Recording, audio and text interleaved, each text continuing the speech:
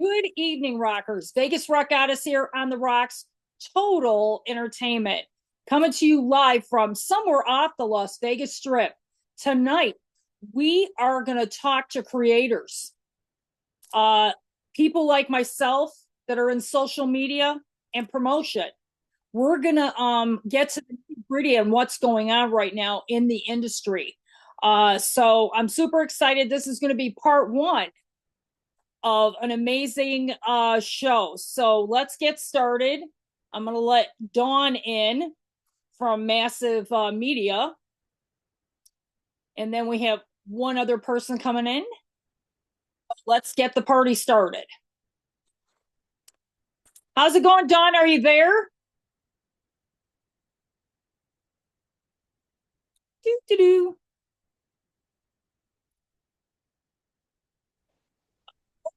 Dawn in the house. Hi, Dawn. How are you? Hey, love, I'm doing well. How are you doing? Great. Dawn from Massive Media. Love you, man. You are Love you too, really babe. killing it out there with the Thank bands you. you're representing. So, this show, I was telling my viewers in the beginning, is going to be really important because I want us to kind of get to the nitty gritty because I think a lot of people don't understand what we do. Oh, wow. It's So, a lot behind the scenes. yeah. So let's let Yeah. Jon Vern in Okay. from Metal Mayhem. How's it going, Jon? Good. What's happening? I feel like Hey, I John. haven't seen you in like a couple years. I know. Where you been? I've been traveling to Australia and God knows where else. But hey, great to have you on the program. Dawn from Massive Media is here with us. Hello, Hi. Don. How are Nice you? to meet you. I'm doing well. How are you? I'm doing fantastic. It's late here on the East Coast. Oh, Right. yeah. So we'll get right to it, Jon. The It's reason why I okay. wanted to have this show, this will be the last show of 2024. And this is going to be part one of a second show that we're going to have later in the beginning of 25. But this is all about what we do as creators.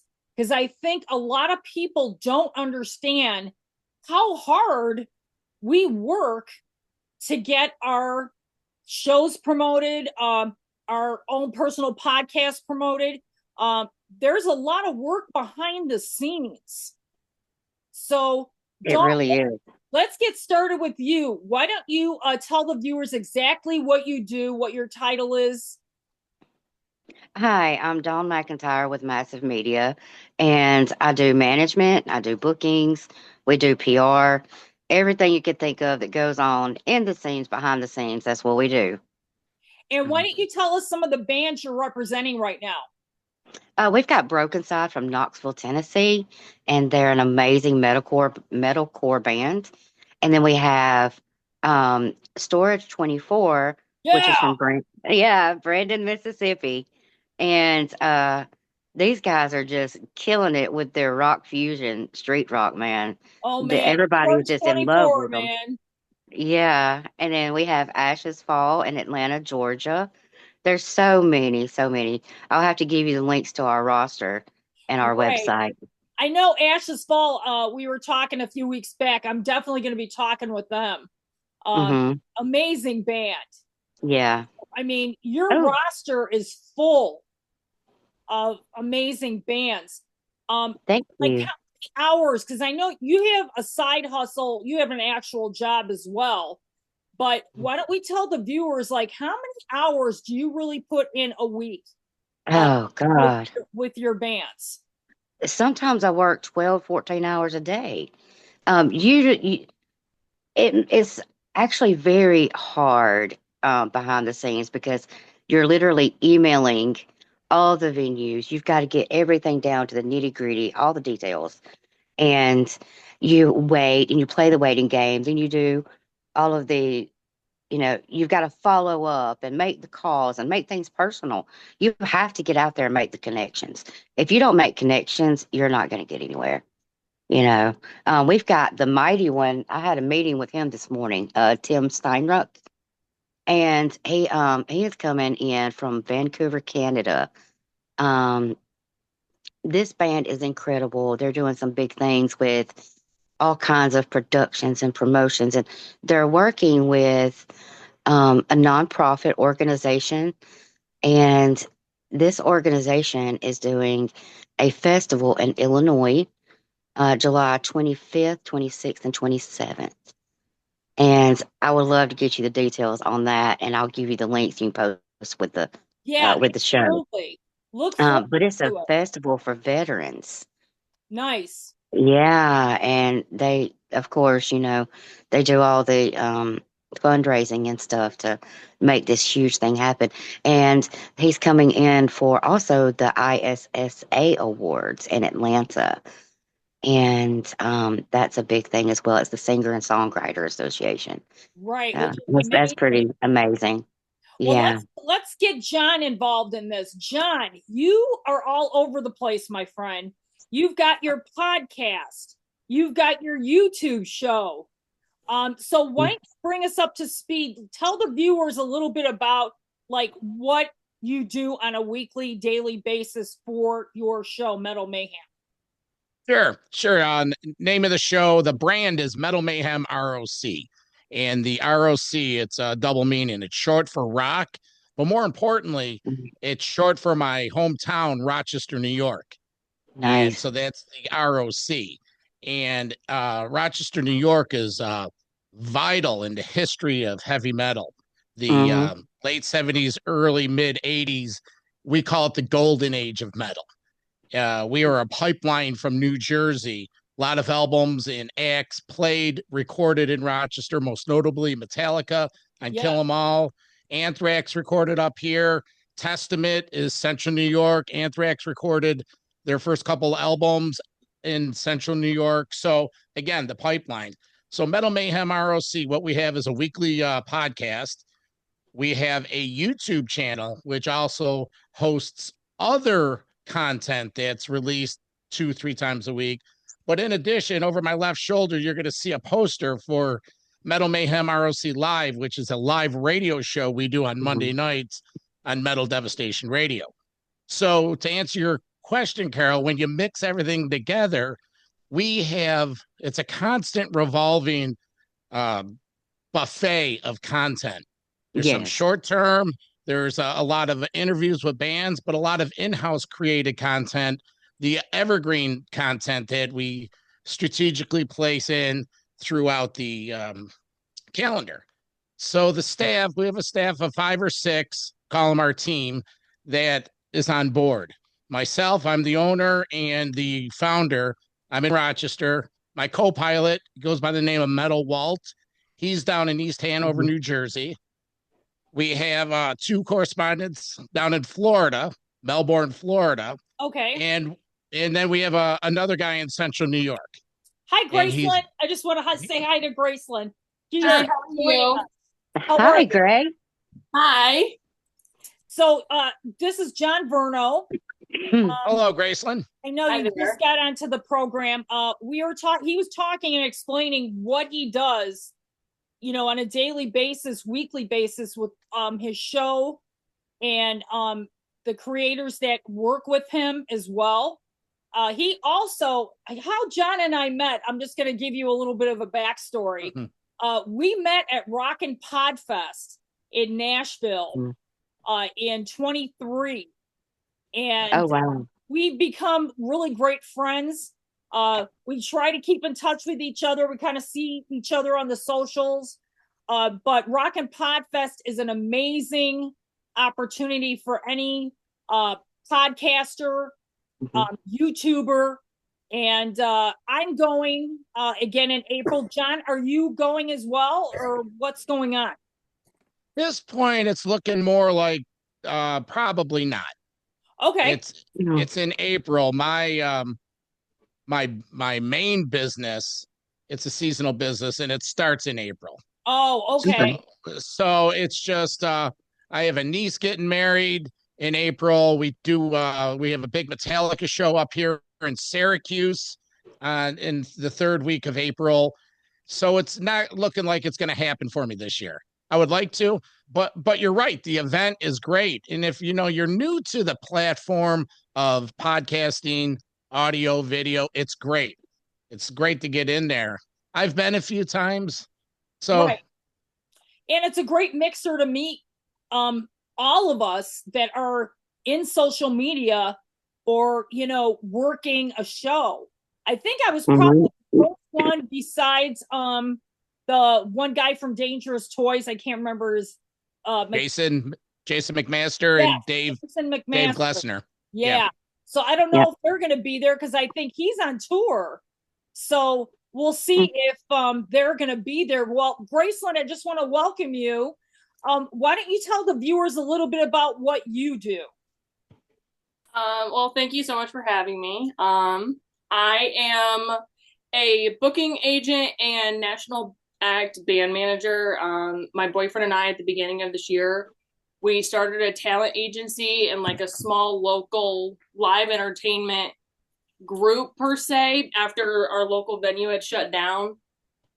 So after that, we had during that time, actually, we got to work with like 300 nationals.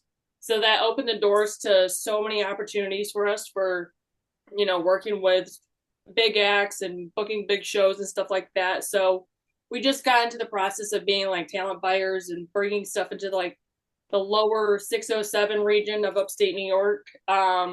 So it's really fun where this is our first year doing it. And we're really looking forward to the next year and seeing how many more bands we can get through the area. Yeah, you're in Jon Vern's territory here. So you I was gonna say 607. Yeah, that's pretty close. Yep. What, Gracyn, where is 607? I'm in Corning, Elmira region. Okay. See, now I think you came into the conversation when I was just talking about Central New York and Pyramid Sounds, Alex Perales up in Cortland. Yeah. That was vital. Alex and, Carl Kennedy of the Rods, that Central New York area. Yeah. Yep. I work really closely with After Dark Presents, which is a promotion, production agency out here.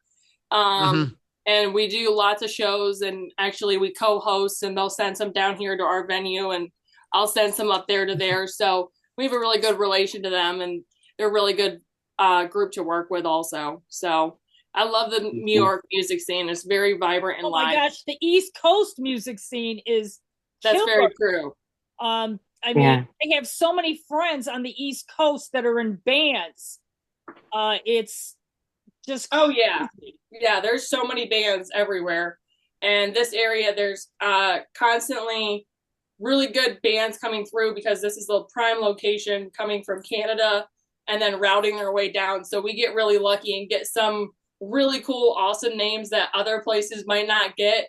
So it's really cool to see also where, bands like to go and where they route their tours and what cities they hit. It's fun to see what they're doing along the way. So, yeah. So, really, this show is, we're bringing us all together for one purpose, to let these viewers know exactly what we do, because they think we're just, sitting at the computer or doing this and that. And it's like Jon and I were talking before you came on, and it's like we're constantly DMing. We're constantly sending emails. I mean, I get bombarded with DMs and like all week long. Hey, I want to come on your show. What do I need to do? This and that, I mean, it is a process. And I think it's really, really important that as a group, we all stick together, because this business is getting real sticky.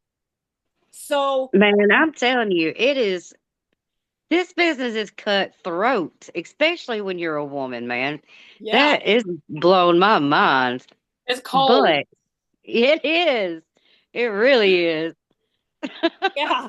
And I mean, it's, you want the people to, really work with you, like the bands, but, some bands just aren't into social media, Right. I had this conversation with Peter Cat from Playhouse last night, that I interviewed. I'm good friends with him. And we had this conversation multiple times. If you're not into social media, if you're not into promoting your band, constantly, you're dead in the water. You might as well just forget it. You can show I up at your bar, play your little music, but you're not going to get anywhere. Am I in agreement with this? Absolutely. You're Absolutely. absolutely on point. I know that nobody wants to hear this. We all want to put out flyers and do shows like we used to, but the fact is that times have changed. It is what it is. We live in a TikTok era. People have the attention spans of 2 and 3 minutes tops, and we're stretching it at that point. Oh, 2 or 3 yeah. And minutes. you really Oh, right, yeah, 2 or 3 minutes. You're Less stretching than it. that no. now. Less than a minute now. Yeah, I mean, Yeah, you're yeah. really stretching it 2 or 3. So you've got to get your stuff out there, promoted, do it quick, do it fast, making an impression Yeah. Yeah, really and quickly. and What are Dawn, you said TikTok. Now, Yes. Carol, you're right. The social media is vital, but what's even more vital is what course you're going to take. Because Yeah. different bands, TikTok versus Instagram versus Facebook, they all have their platform, and it's unrealistic to think you're going to use all of those continuously Right. because it's just it, you just don't put the best foot forward. That's what I found. And Carol, you talk about everything you're doing. I have a staff. We delegate all this. Mm-hmm. So, and it's and it's still, just me. yeah. Well, it's you get to a point, we're going into our 6th year, and you start getting that work smarter, not harder Uh-huh. philosophy. Right. And Yeah. network, and there's a lot to go on. Some people don't like this whole AI world. I absolutely love it. It Yeah. makes things so much easier, but that's a whole nother subject. But to Mhm. just summarize that, yeah, the social media, it's unfortunately an evil we have to play with. It Uh, is. Sorry, go Go ahead. ahead. I was going to ask you. I'm curious. What avenues and what process do you ladies use on your social media?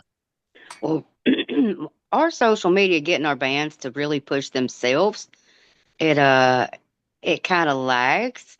So we have actually brought on a PR manager, and she does our social media platforms for our bands as well. And she Mhm. really does an incredible job. You literally probably most of the time now, if you're too busy with your band and you're too busy with management, you need to bring someone on staff just for that reason. Yeah, because I think all the band members need to be on board. It shouldn't just be the guitar players. It shouldn't just be the Exactly. player that's Yeah. doing it. It has to Hmm. be a joint venture. I mean, Yes. if these bands want to go anywhere, they better get the hustle on Hmm. because Yeah. it's getting harder and harder to get your band in a club. Yeah. And you have to be engaging. You can have your social media platform and post all day long, but if you're not engaging with your audience and keeping them interested in you, that connection matters. It really does. And if you're not making those connections, people just kind of like, yeah, next, swipe left. You know, you What have do to you be think, engaging. Graceland? What do you think? So I tell my bands to try everything, and then if you continuously do something and it's not working, then to stop doing it and go back to the drawing board. I use a 81-day method with Hmm. which usually it's every trend changes every 90 days I've seen on all Yeah. social media. And so it's a basic big 3 day location like music video shoot where you just, make a bunch of reels and then put it behind 3 songs and continually, keep looping it and stuff like that, because then you're, pulling attention in and stuff from everybody, and you never know which one's going to pick up and grab. Right. So we're doing constant, if it's a music video for one song that we're releasing, that's great, but we do a little bit of everything, and we try to figure out where our best draw and pull comes from. Hmm. Because you're right, it is very hard just to walk into like a place someday right now and just be like, hey, this is our band, can we come play here to Right. have Right. this up. I Times think have very it's- much changed. It's exactly. not easy anymore. Right. So I mean, it's not the 80s. You can't just, walk into a club with your band. Hey, let's play. Can we have the stage? No, it's not going to work that way. First question they're going to ask you, how many followers do you have? How many different social media platforms are you on? How many likes do you have on Instagram? I mean, these are all questions that these bar owners are asking these bands because they want to make sure that they're getting a draw on the bar and the merch. Well, you've got to sell the tickets too. Yeah. I mean, they literally make their money off of ticket sales and bringing people in and into the bar. And if you've got to sell your band, you got to sell your brand. And you've got to have the followers, you've got to have the numbers, or a lot of bands don't understand. I don't care how many tours you've been on. I don't care who you've played with. I don't care if you come from another national act and now you're doing your solo thing. If your numbers are not there, these venues aren't going to pay what you're asking for a guarantee. 9 times out of 10. You've got to be able to prove that you can sell those tickets. Exactly. Now, Jon, I want to get you in on this. Now, you interview a lot of bands on the East Coast. You've interviewed national acts, of course. But what are your feelings right now on the industry as you see it coming from a promoter standpoint? Let's see. Let's reverse it. I'll start from the beginning. When we do interview, and we work with all the labels, everyone from, Metal Blade, Chipster, Freeman Promotions, everyone. When we book an interview, it's under the contingency that when this interview is done, we return the post-production package, which is the links to the YouTube and the audio, all the accompanying art for sharing in both dimensions, and we require that they reshare it. And we won't even do anything unless, that's going to follow. We're not going to chase anyone down. We request we really work with the publicist because they're seeking us out. We get bombarded with all these press requests. Right. So that's the first thing. Now with the bands up here in Rochester, there's a lot of original talent. And like Dawn was saying, there's a lot of pay to play. There's a lot of national bands come in here, and there's 2 or 3 or 4 local bands, and they got to sell it, and they do a good job doing it. Because what happens is Band X opens for Armored Saint in town. Well, all of a sudden, Band X is headlining 3 weeks later because all the people are there for the Armored Saint show, so it's helping them. I think one of the biggest hurdles is the age gap, getting people to go to shows and staying late to shows because now Gracyn, you mentioned you're in a different demo. If you're doing the grindcore and the we call them the squiggly line bands, you can't even see the logos. Yes. Well, that's a different demo. Sorry. No offense. I'm just laughing because I know what you're saying. Yeah. That's yes. Yeah, and you can't the one that see makes it, your mom scratch her head about how she raised you. Those Right. When Cannibal Corpse's logo is tame, times have changed. Yeah. So that really, to answer your question about the scene now, I think it's, like I said, the age gap. It's tough. I know I'm not going out to a club at 10 o'clock to go see a band. I'm in my mid 50s. There's no way. And to get people out there, and one last little comment I want to make about you, Carol, you mentioned these club owners want to see how many followers you have, how many likes. I am not completely convinced that just because they have likes, it doesn't mean that those people really, I think they're just swiping it. They're just liking it. It's just, are they really invested in these acts? And no disrespect to the acts, but are people really invested in stuff like they used to be? It's such a swipe right. Well, you know what? Let's touch on these bands. With the swipe right, I get that, but we want to hear original music. Okay. This has been a touchy subject for the past 2 years since the end of pandemic. Okay. there is a lot of tribute bands, Yeah. cover bands out there. Not saying that these guys don't deserve to play out and they need cash. I get it. But as a concert goer and a music lover for over 40 years, you know, I know those songs already. Why? Mhm. You know what I'm saying? So, in the hunt for original music.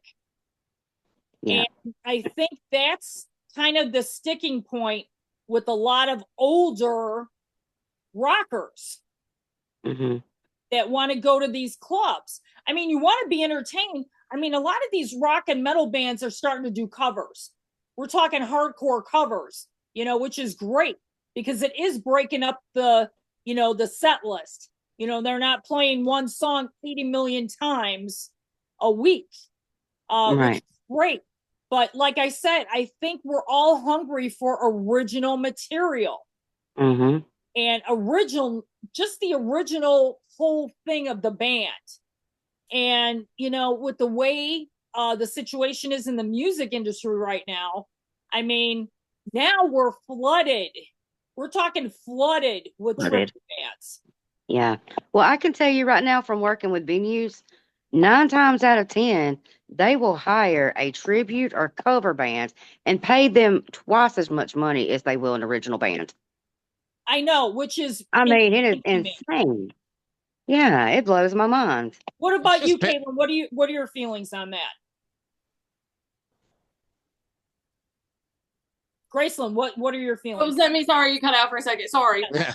Yeah, I agree. I believe that I look at not just like the band's likes, what you were saying, John. I go past that because I truthfully believe that people will just give likes, and I hate to say it, in an industry where people will buy likes to get Yeah, attention and unfortunately. stuff like that. So I go further and deeper, and I dig into like who they are, like as a band, their ethics, their morals, their vision, like their brand in itself. And also that like I take very into high consideration when I'm booking them.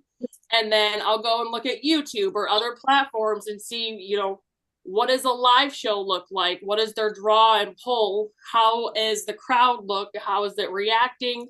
You know, do they have a couple 100,000 followers and blah, blah, blah, blah, blah, and are expecting me to pay them thousands of dollars and do all the promoting and advertising? Mm-hmm. And then turn around and not do any themselves or sell any tickets, but then still expect me to pay them at the end of the day. And it's still like it's a constant learning curve, but I've figured out that talent is definitely not everything when it comes to booking the bands for performance. And it takes a lot more than just that to be putting them on a stage and putting them in a professional standpoint and view. Yeah, I agree. I really think branding is like a super important piece of the puzzle. You know, Yeah. if your band Mhm. doesn't have a good brand, like if your guitarist is wearing a ratted t-shirt, but the other members of the band are wearing nice leather jackets and ready to go, you got an issue. You know, they have to be on the same page visually. Yes. You Yes, know, that is a big point. might, I push. yeah, they might sound great, but visually they look like shit. Yeah, Okay, that's a let's big be honest. issue. Yep. Yep, Plus, your performance and your dress matters. You're getting up there to put on a performance. That's what they come to see. It's not just your music. They can listen to your music at home. They want to see Yeah. you perform. Get Right. up there and show the part. You know. Yeah. What are You've your got to. feelings, John? and well, unless the angle is beaten down and looking like that. Well, yeah.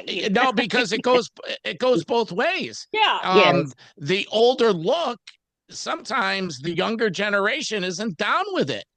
That's Mhm. dad rock.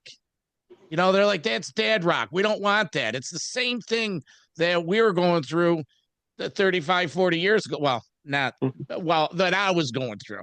You know, it was that was our thing. They don't want that. And I'm not saying not all of them, but you're right, Carol, that the professionalism should be there. Mhm. And you know what, Don, going back to what you were talking about with the tribute bands and 8 out of 10 are booking, that's the business model. I have a bar. Yeah. I'm going to get I just saw an ad on this stupid thing for a Def Leppard tribute band called Sticky Sweet or something. It's charging $45 Yep. to play in April. And it's supply and demand. If if this band's up here, Gracyn, you're probably familiar. Get the Let Out. The Zeppelin band. Every November they got a weekend up at the local casino that's packed. In the summer, they're coming around Rochester for the outdoor concert series. We have this outdoor venue that has during the summer, every Wednesday night, they have tribute bands and the place is packed. Yeah, you got a Van Halen in, but we also go ahead. To interrupt you, but I'm not bashing a tribute band. No, not at all.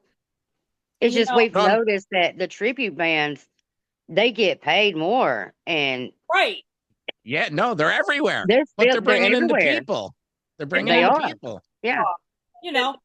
So you got two sides of the coin. What do you think, Gracyn? I think that the cover bands, they are definitely a guaranteed draw every time because it's a sound to everybody, and it's gonna draw in that age gap of music that there is in between the metal time frame from the 70s, 80s, 90s that my parents, particularly and grandparents, are listening and playing and stuff like that to the today's music. So it does have a very good draw, and it sells well every time. It's an easy, as we say, getting drunk music at right front of VFW style venue that we opened at the beginning of this year, and we're working on booking a hair metal cover band as we speak for Valentine's Day, and it's going to be Valentine's themed cover band type theme, and I think it's going to sell really well just based off the fact that people like to get drunk and listen to metal and rock and roll. So I live in Vegas, and to me, this is the capital of the world for tribute bands. Yes. I'll say that right now. There are so many tribute bands that are playing every night of the week now. I got invited to go to a Kiss Christmas tribute band tomorrow night. Wow. Which I'm pondering. So I'm just going to say that. You'll have fun. You'll have a great time. I'm sure I will, but like John said, the demographic now, a lot of us, like I work on the Strip, okay? So my daily call is 5 a.m. You know what I mean? So unless I'm off the next day, it gets kind of tough. But I'm a rocker, so John knows I'll do it if I have to. Rock it out. Yeah. But I still think this is a growing conversation about the state of the business, the pay to play. I definitely want your opinion, Gracyn, on the pay to play. I do not believe in it or think bands should be paying to play on stages in 2025. I think that's a thing of the past when there were not resources to get the word out that they were playing a show, because now we have unlimited resources to draw attention and promote and do self DIY promotion and PR and social media advertisement. So how I operate it at my venue is I pay for the talent, and then any of the local talent that I bring on, they're, required to sell tickets. I'll print them, whatever, so people can have physicals, because I found that people like having physicals because it's an old school way, and I personally do as well. Yeah, but that's kind of making a comeback. Yes, I love them. I have a jar filled from just this year alone with wristbands and tickets, and I think it's my favorite thing, and I want to keep just doing it every year. Right. But at that, I'll set my price and then tell my bands, sell me tickets, and I'll either give you 25% of the ticket price of everything that you sell, or a set $5 a ticket every time. And that gives bands incentive to push their social medias, adding into advertisement. So then it doesn't fall back on me, the venue owner and talent buyer and promoter, having to put money into advertising or so much work into social media, trying to, get it all right into the algorithm and stuff like that all the time. So that's my route and how I do it. John, what about you? To me, it is, well, I'm not doing the pay to play unless it's something the band wants. I don't recommend it. Because again, I agree with Gracyn. And to me, you also should do the footwork. If you're in a band, nobody's going to hand you anything. Do the footwork. Get out there and do your job. Yeah. We have to do our job. See, with us, we promote as well. But we want you to get out there, get on your social media, and be pushing. Every single band member needs to be pushing that. From your band page, from your personal page, adding people to the invite on the events. You need to be pushing it. And my bands call me mom because I bring out the mom voice. Do your job. Get out there. Here's a question for John. John, when you interview a band, do you interview the whole band? Or do you just one person? No, one. Okay. The more people you get on there, the more clunky it gets, the more off script, not that there's a script. And it just, and a lot of times when we interview these bands, it's in conjunction with new material that's out. And we won't do the interview unless we get the advance. Or or something that's involved. Something like that. Like today's episode, it dropped yesterday, was Cassandra Carson. I don't know if you know who Cassandra Carson is. Well, she did an album with George Lynch that dropped in late October, early November, Cassandra's Crossing. And it's it's a promo for her and her band. But the point is, we don't do the interview unless we have the content. And so we keep it one. But I do want to jump in on this promotion thing, because we have dipped our toe in club level promoting up here. We've done 4 shows in the last 5 years. We've done Dokken twice, a Last in Line show, and a Raven concert. And on each situation, we had strong local support.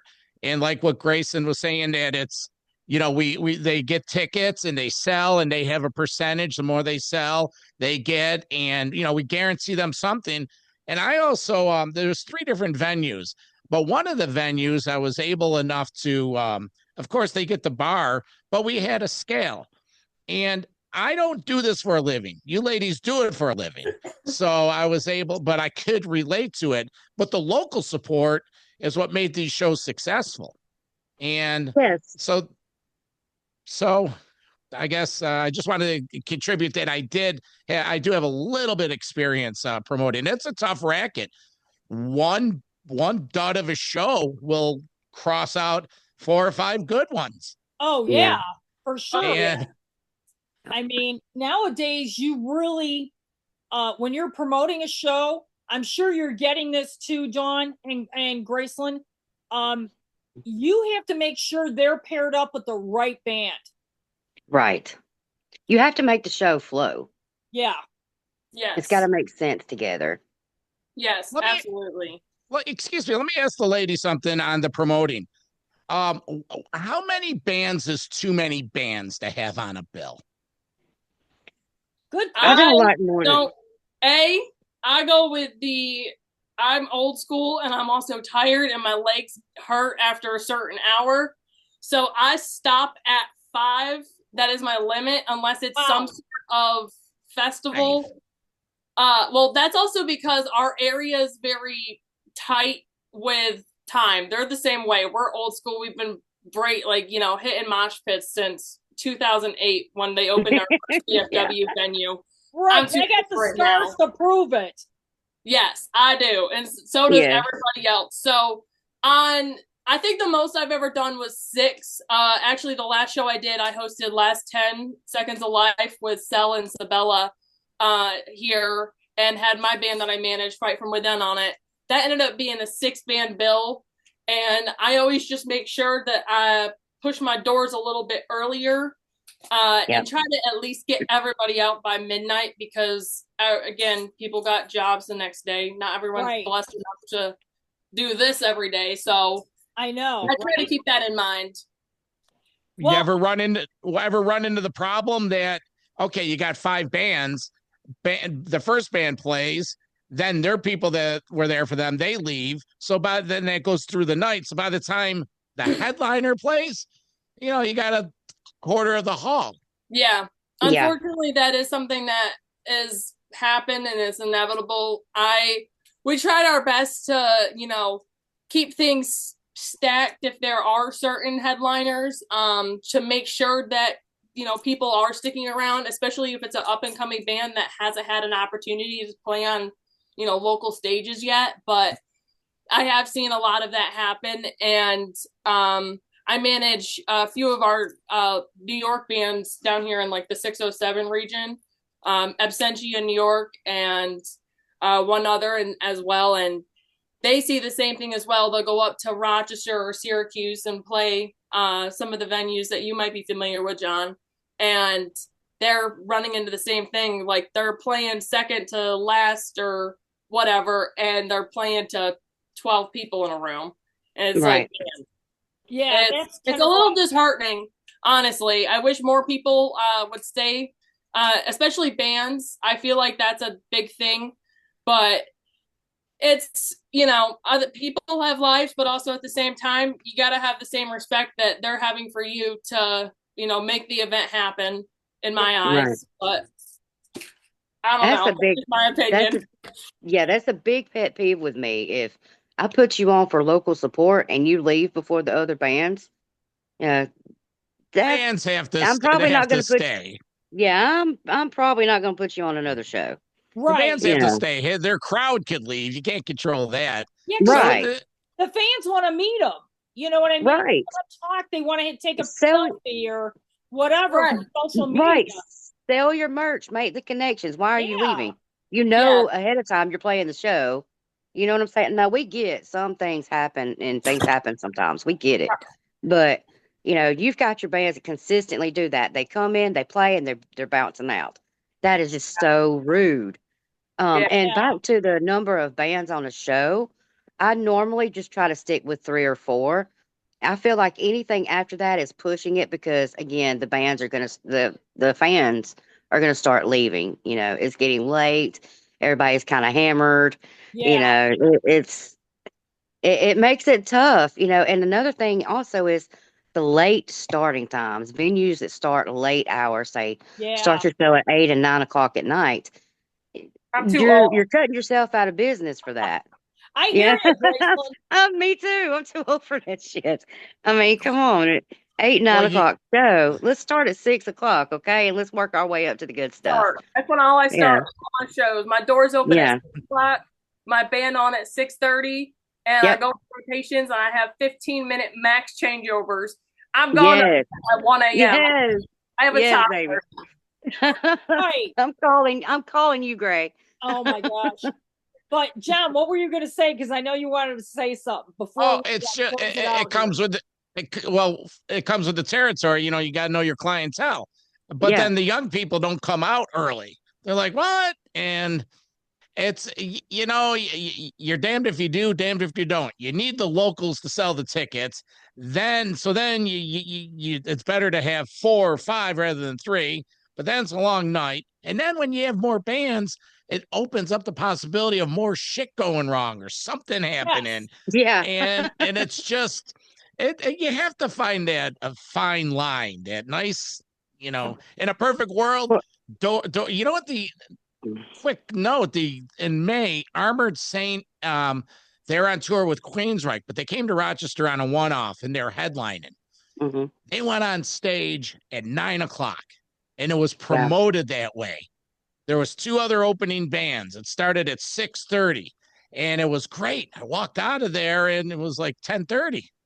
But the band wanted to do that because probably it was a one-off, and they were able to just they didn't want to be around all night. So again, this is Carol's show. We've taken it over, but this is a great topic. This is an amazing topic.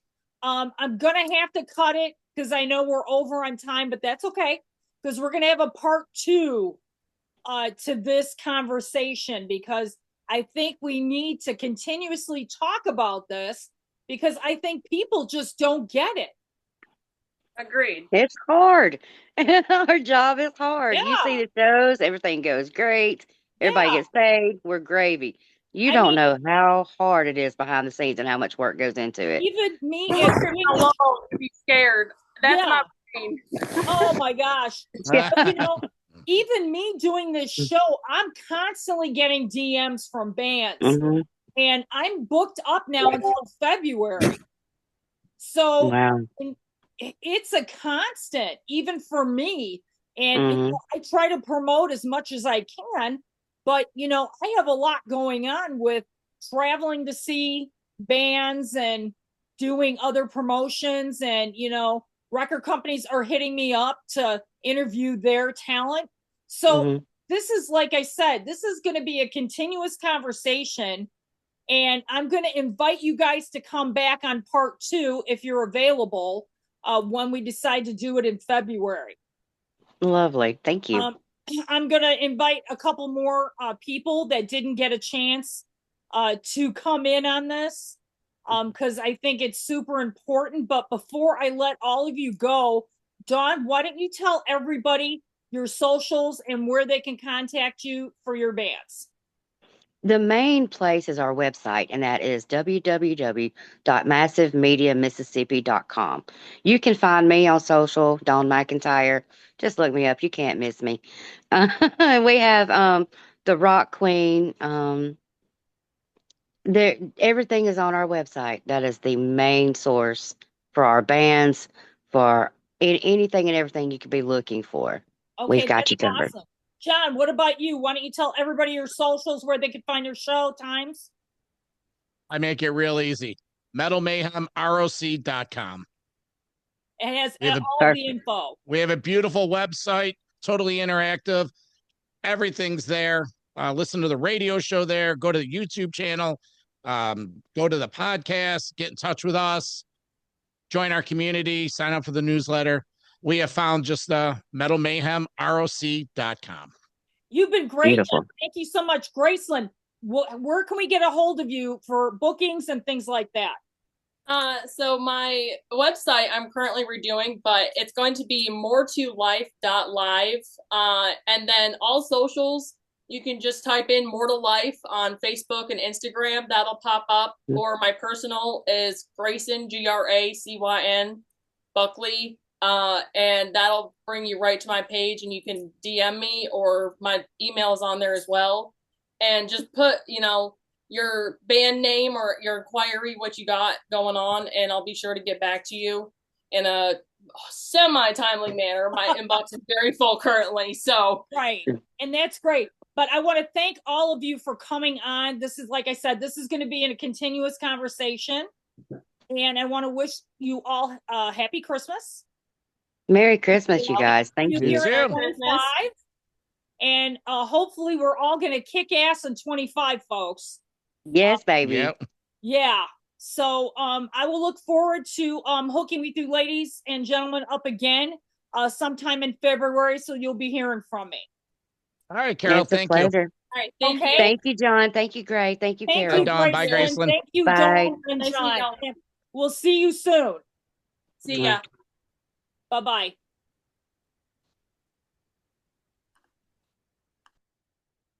Wow, this is a great bunch. I mean, we could have had a continuous conversation probably for another hour or more with this. So the creators are going to definitely coming back in February. So look for a follow-up show tonight. This is the Vegas Rock Goddess on the Rocks, total entertainment. Please make sure you like and subscribe to On the Rocks. because we got a lot of great things coming up in 25. I want to wish everybody a happy new year and a happy Christmas. And I will see you next year.